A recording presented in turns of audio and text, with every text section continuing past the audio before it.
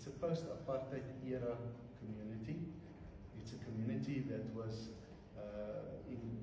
came into existence based on the treaties of which the ANC and the South African government and the Afrikaner were part, and also in terms of the constitution that was negotiated, and which we believe is valid and a good set of legislation.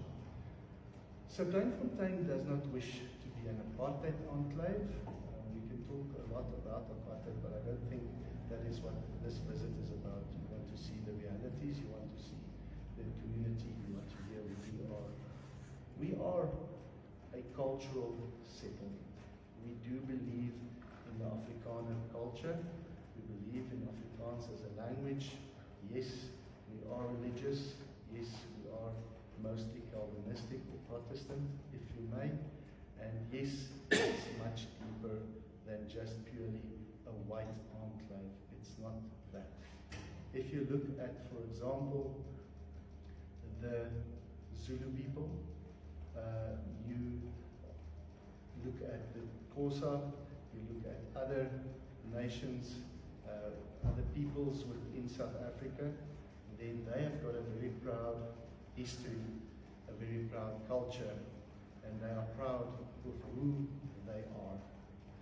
And one would never approach the Zulu culture and try to define this Zulu culture as blacks. They are incidentally maybe black, but that's not how you would define Zulu culture.